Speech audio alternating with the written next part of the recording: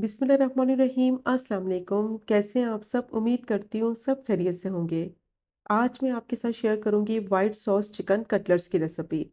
बहुत ही टेस्टी बनते हैं और बनाना भी इनको बहुत ही आसान है। और सबसे अच्छी बात यह है कि इनको आप बनाकर आसानी से फ्रीज़ कर सकते हैं। बच्चों को लंच बॉक्स में दे सकते हैं, हाई पार्टी में सर्व कर सकते हैं और इफ्तार के लिए तो बहुत ही बेस्ट रेसिपी है। क्रीमी फ्लेवर के साथ ये मज़ेदार से कटलेट्स बनेंगे और इसके लिए ना ही आपको चीज़ की ज़रूरत पड़ेगी और ना ही इसमें क्रीम का इस्तेमाल करेंगे।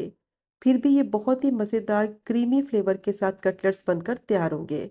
तो ये मज़ेदार वाइट सॉस कटलेट्स को बनाने के लिए कौन सी टिप्स और ट्रिक्स को आपने फॉलो करना है, तो वीडियो को आपने एंड तक देखना है ताकि रेसिपी आपसे मिस ना हो। तो चलिए फिर शुरू करते हैं इसको बनाना। पैन लेंगे, उसमें डालेंगे 2 टेबलस्पून कुकिंग ऑयल और अच्छी तरह से ऑयल को गर्म कर लेंगे।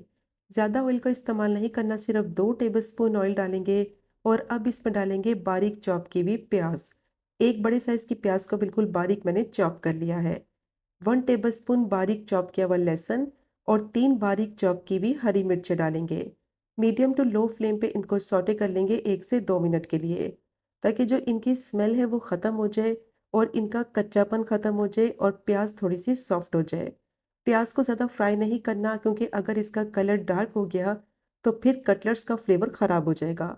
मीडियम टू लो फ्लेम पे ही इसको 1 से 2 मिनट के लिए सौटे कर लेंगे ताकि प्याज अच्छी तरह से सॉफ्ट हो जाए। तो बस 1 से 2 मिनट के लिए स्टर फ्राई करते हुए तीनों चीज़ों को मैंने सौटे कर लिया है। इनका कलर भी ख़राब नहीं हुआ, प्याज अच्छी तरह से सॉफ्ट भी हो गई है और लहसुन का कच्चापन भी ख़त्म हो गया है। तो बस इतना ही इनको सौटे करेंगे।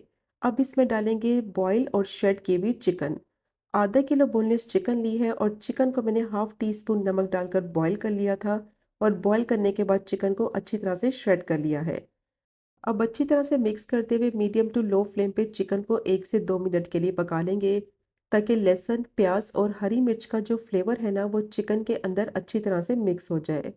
और जब आपने चिकन को बॉईल करना है तो उसमें आपने हाफ टी स्पून नमक ज़रूर डालना है, ताकि चिकन सॉफ्ट भी रहे और जूसी बने। नमक का फ्लेवर चिकन के अंदर तक एब्जॉर्ब होगा और टेस्ट बहुत ही अच्छा आएगा। अब इसमें डालेंगे हाफ टी स्पून नमक और हाफ ही टी स्पून काली मिर्च का पाउडर। दोबारा से मिक्स करते हुए चिकन को 1 से 2 मिनट के लिए स्टर फ्राई कर लेंगे, ताकि नमक और काली मिर्च का फ्लेवर चिकन के अंदर अच्छी तरह से मिक्स हो जाए। फ्लेम को हाई नहीं करना, वरना चिकन बहुत जल्दी जल जाएगी, इसका टेस्ट और फ्लेवर ख़राब हो जाएगा। अब इसको मैंने अच्छी तरह से मिक्स कर लिया है और इसमें ऐड करेंगे आधा कप उबली हुई कॉर्न। कॉर्न को मैंने बॉईल कर लिया था और बॉईल करने के बाद चॉप कर लिया था बिल्कुल बारीक। एक छोटे साइज़ की शिमला मिर्च ली है, इसको भी मैंने बिल्कुल बारीक चॉप कर लिया है। अब दोनों चीज़ों को चिकन में अच्छी तरह से मिक्स करेंगे और मिक्स करते हुए 1 से 2 मिनट के लिए स्टर फ्राई कर लेंगे, ताकि दोनों चीज़ों का फ्लेवर चिकन के अंदर अच्छी तरह से मिक्स हो जाए। ज़्यादा इसको नहीं पकाना है, क्योंकि शिमला मिर्च बहुत जल्दी सॉफ्ट हो जाती है और पानी छोड़ने लगती है और इसका कलर भी ख़राब हो जाएगा। तो सिर्फ 1 से 2 मिनट के लिए ही मिक्स करते हुए इसको पकाना है, ताकि सब्जियों का जो फ्लेवर है वो चिकन के अंदर मिक्स हो जाए। तो ये चिकन का मिक्सचर रेडी हो गया है, इसको एक प्लेट में ट्रांसफ़र करेंगे। अब इसको साइड पे रखते हैं और इसके लिए बनाएंगे मज़ेदार सी वाइट सॉस। तो उसके लिए मैंने पैन ले लिया है, उसमें डालेंगे 2 टेबलस्पून बटर, 1 टीस्पून ऑयल डालेंगे और बटर को मीडियम टू लो फ्लेम पे मेल्ट कर लेंगे। जब भी आप बटर मेल्ट करें तो थोड़ा सा ऑयल इसमें ज़रूर ऐड कर दें, तो बटर जलेगा भी नहीं और इसका कलर भी ख़राब नहीं होगा। अब बटर को मैंने मेल्ट कर लिया है और इसमें ऐड करेंगे 3 टेबलस्पून मैदा। मीडियम टू लो फ्लेम पे इसको अच्छी तरह से भूनेंगे तब तक कि इसमें अच्छी सी खुशबू आने लगे और इसका कच्चापन ख़त्म हो जाए। तो इस बात का आपने ख़ास ख्याल रखना है कि फ्लेम को हाई नहीं करना, फ्लेम को बिल्कुल लो रखेंगे और इसको तब तक भूनेंगे कि इसका कलर चेंज ना हो, लेकिन खुशबू बहुत अच्छी आने लगे और इसका कच्चापन ख़त्म हो जाए। क्योंकि अगर इसका कलर चेंज हो गया तो फिर सॉस का फ्लेवर और टेस्ट ख़राब हो जाएगा। जिस तरह से हलवा बनाते वक्त सूजी को भूनते हैं, बिल्कुल उसी तरह से इसको भूनेंगे। तो तकरीबन 5 से 6 मिनट के लिए इसको मैंने अच्छी तरह से भून लिया है। इसका कलर भी चेंज नहीं हुआ और बहुत ही अच्छी खुशबू आ रही है और इसका कच्चापन भी ख़त्म हो गया है। तो अब इसमें डालेंगे 1.5 कप दूध और दूध डालने से पहले भी फ्लेम को बिल्कुल लो रखेंगे और अच्छी तरह से विस्क की मदद से इसको मिक्स कर लेंगे। ताकि लम्स ना बने, क्योंकि फ़ौरन से इसमें लम्स बनने लगते हैं। और अगर आपके पास विस्क नहीं है, तो फिर आप कांटे की मदद से अच्छी तरह से इसको मिक्स करते जाएँ। और फ्लेम को मीडियम टू लो ही रखेंगे, ताकि साथ-साथ पकता भी जाए और अच्छी तरह से इसको मिक्स करते जाएँगे। अब अच्छी तरह से मैंने इसको मिक्स कर लिया है और इसका टेक्सचर आप चेक कर सकते हैं कितना स्मूथ हो गया है। अब इसमें डालेंगे हाफ टी स्पून नमक, या फिर आप अपने टेस्ट के हिसाब से भी डाल सकते हैं। हाफ टी स्पून ऑरिगेनो और हाफ टी स्पून काली मिर्च का पाउडर। और मिक्स करते हुए मीडियम टू लो फ्लेम पे इसको इतना पकाना है कि सॉस अच्छी तरह से थिक हो जाए, क्योंकि कटलेट्स बनाने के लिए जो सॉस चाहिए वो बिल्कुल थिक होनी चाहिए, ताकि बाइंडिंग इसकी बहुत ही ज़बरदस्त हो। तो मीडियम टू लो फ्लेम पे 5 से 6 मिनट के लिए इसको मैंने पका लिया है। तो इसका टेक्सचर आप चेक कर सकते हैं कितना गाढ़ा हो गया है। तो बस इस बात का आपने ख़ास ख्याल रखना है कि सॉस पतली नहीं होनी चाहिए, अच्छी तरह से इसको गाढ़ा कर लेना है। अब इसमें डालेंगे चिकन और वेजिटेबल का मिक्सचर, और मिक्स करते हुए मीडियम टू लो फ्लेम पे इसको इतना पकाएंगे कि चिकन जो है वो सॉस के अंदर अच्छी तरह से कोट हो जाए और ये पैन को छोड़ने लगे। तब तक इसको मिक्स करते हुए पकाना है कि ये एक डो फॉर्म में आ जाए।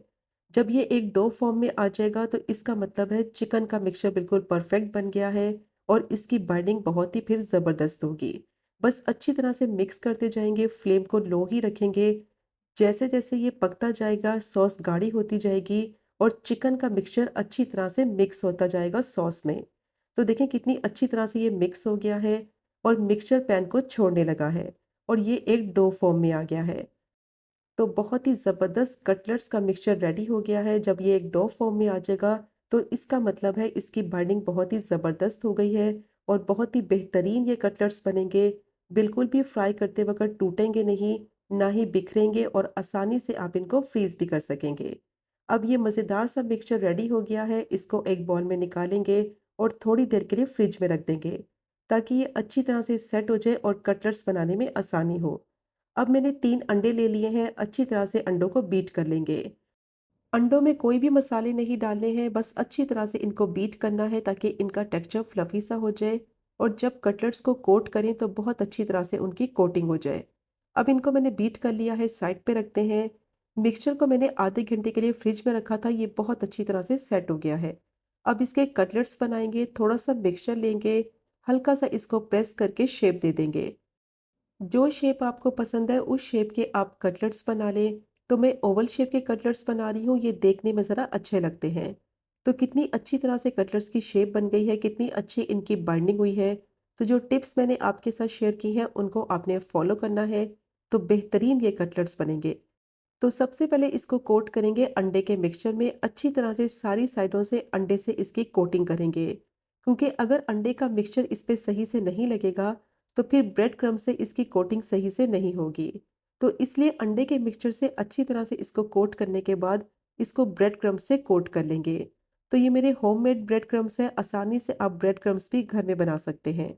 ब्रेड के स्लाइसेस का चूरा कर लें और थोड़ी देर के लिए इनको सेक लें, तो बेहतरीन ब्रेड क्रम्ब्स रेडी हो जाएंगे। तो देखें, इसको मैंने अच्छी तरह से कोट कर लिया है और सारे कटलेट्स बनाकर इसी तरह से कोट कर लेंगे।